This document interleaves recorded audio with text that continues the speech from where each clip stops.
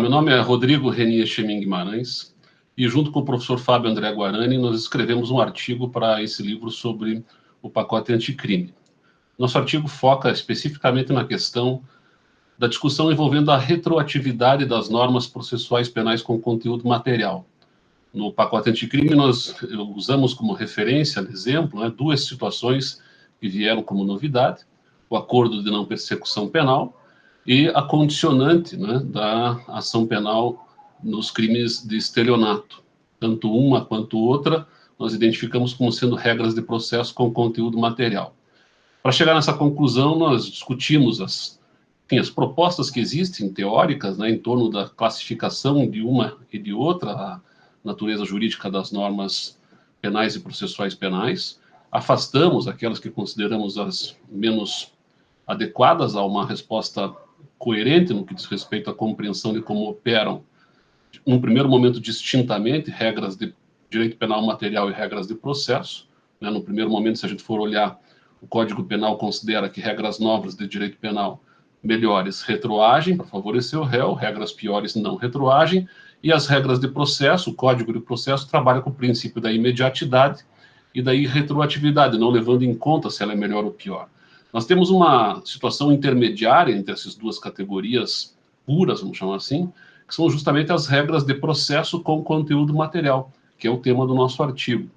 Então, dentre as sugestões teóricas, como eu estava dizendo, nós optamos por entender que a melhor, condição de identificação de uma e de outra regra é uma sugestão do professor Jorge de Figueiredo Dias, professor português, que tem um manual clássico dos anos 70, que nós usamos como base, então, para construir a análise das novidades que o pacote anticrime trouxe e que impactam nessa discussão de retroatividade ou não das normas processuais penais com conteúdo material. O professor Figueiredo Dias ele faz uma análise relacionando a consequência e no plano axiológico, qual seria a consequência da observância ou não da regra para identificar se ela é de direito penal ou de processo. Então, ele usa mais ou menos o seguinte raciocínio: regras de direito penal material se preocupam com definir condutas ilícitas, separando-as das condutas lícitas. Então, observar ou deixar de observar uma regra de direito penal me permite dizer se a conduta é lícita ou ilícita. Essa é uma primeira chave interpretativa de consequência quanto a observar ou não a regra. Num segundo plano, regras de direito penal se preocupam com a possibilidade ou não de eu punir alguém. Então, trabalham na chave punição ou não punição. Então, toda regra que discuta licitude e ilicitude de comportamento, possibilidade ou não de punir alguém, ela tem natureza material, de direito penal material. Já as regras de processo não estão preocupadas, no primeiro momento, com essa questão, estão preocupadas mais em fazer uma construção de ritual de verificação de comportamento para que, no final, se possa tomar uma decisão. E aí são regras que ritualizam, e regras que ritualizam estabelecem fórmulas de se fazer isso, E aí a observância ou não desse tipo de regra impacta numa outra chave de consequência valorativa, que é discutir quanto à existência ou inexistência do ato, quanto à validade ou não validade do ato. Então, esses critérios me permitem distinguir, no primeiro momento, regras puras de direito penal e de processo.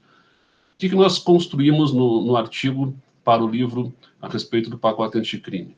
Nós identificamos que estas regras que alteraram, tanto a ação penal pública no crime de estelionato, que era pública incondicionada e passou a ser pública condicionada, quanto o acordo de não persecução penal, que é uma novidade que agora encontra respaldo no plano legislativo, incorporando aquela sugestão que o CNMP havia feito, e elas impactam na possibilidade de eu discutir a punição ou não punição do sujeito, porque tanto uma quanto outra podem tocar diretamente na discussão envolvendo causa extintiva da punibilidade. Como nós sabemos, o não exercício da representação, que é uma autorização que a vítima dá para que o Estado possa agir no crime de estelionato, que é a novidade que a lei trouxe, o não exercício da representação no lapso de 6 meses, contado a partir da ciência da autoria do delito por parte da vítima, implica na extinção da punibilidade em relação ao autor do delito. Então, antes eu não tinha essa regra, agora eu tenho. Então, eu tenho uma regra de processo, porque é uma condição de procedibilidade, é uma exigência para que eu possa investigar, para que a polícia possa investigar e o Ministério Público possa exercitar a ação, mas, ao mesmo tempo, se essa condição de procedibilidade não se realiza, o sujeito tem extinta a sua punibilidade. Então, ela é uma regra de processo, na medida que, se eu não observo ela, o ato realizado pelo delegado de polícia de instaurar um inquérito ou o ato realizado pelo promotor de exercitar a ação é um ato não válido. Então, na chave do Figueiredo Dias, né, não observar a regra, tendo como consequência a não validade do ato, implica em dizer que é regra de processo. Porém, ao mesmo tempo, ela toca na causa extintiva da punibilidade. Então, ela tem um conteúdo material. E, nesse sentido, ela deve retroagir e deve ser aplicada como se fosse uma regra de direito penal material, inclusive desconstituindo coisa julgada. Eu sei que isso é um pouco polêmico, tem autores que vão sustentar que se estabelece um limite com a denúncia, outros com a sentença, mas com todo o respeito, assim, se formos analisar juridicamente, assim, abstraindo, suspendendo preconceitos, né, não querendo fazer uma leitura pragmática da coisa, nós temos uma regra no Código Penal, no parágrafo único do artigo 2º, que é muito clara, dizendo que regras de natureza penal melhores, elas retroagem, inclusive desconstituindo coisa julgada. Então não tem meio termo nesse discurso, salvo se for fazer uma leitura pragmática, o que é provável até que o Supremo faça, dado o histórico que ele já, enfim, pregou em casos parecidos, como ocorreu, por exemplo, no caso da transação penal, na suspensão condicional do processo, né? Que foram institutos parecidos que vieram lá nos anos 90 e que se adotou uma solução intermediária. Nós fizemos a mesma leitura para o acordo de não persecução penal. E aí, o interessante do critério do Figueiredo Dias é que dá para testar, né?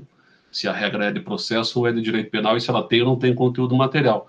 Então, como é que se raciocina ali no caso do acordo de não persecução penal? Ele tem alguns requisitos para que seja realizado, né? Então, um dos requisitos é que o Ministério Público é quem promove o acordo. E se o promotor não fizer o acordo, pode o juiz substituí-lo? Vamos imaginar que o juiz resolvesse ele, juiz, fazer a proposta de acordo de não persecução penal. Isso implicaria no quê? Ou implicaria na violação da regra. E qual é a consequência? Bom, a consequência é a inexistência do ato. O juiz não tem o poder de realizar esse ato. Então, se o juiz não tem o poder, o grau de violação da regra é tão elevado que equivale à não existência jurídica do ato. Vamos imaginar agora que o promotor realizou o acordo de não persecução penal, mas o fez sem que o réu estivesse orientado tecnicamente por um advogado.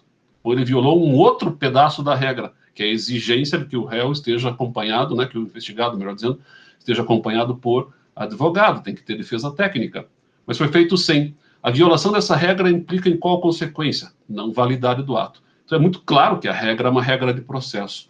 Só que o cumprimento do acordo de não persecução penal, de novo, extingue a punibilidade. Então, ela tem um conteúdo material. E aí, o mesmo raciocínio que eu empreguei para dizer da retroatividade, né, da nova regra que condiciona o exercício da ação penal no crime de estelionato, vale aqui também para o acordo de não persecução penal, sendo regra processual com conteúdo material e sendo mais benéfica para o réu, porque antes o réu não tinha essa opção, ela deve retroagir, inclusive, para desconstituir coisa julgada. É uma posição técnica, né? Não é uma posição institucional do Ministério Público, mas é uma posição que, como professores que somos, eu e o Fábio, de Direito, nós temos que defender dentro de uma coerência de garantias que se construíram historicamente. Então, espero que tenha ficado claro, sei que é um tema técnico, né?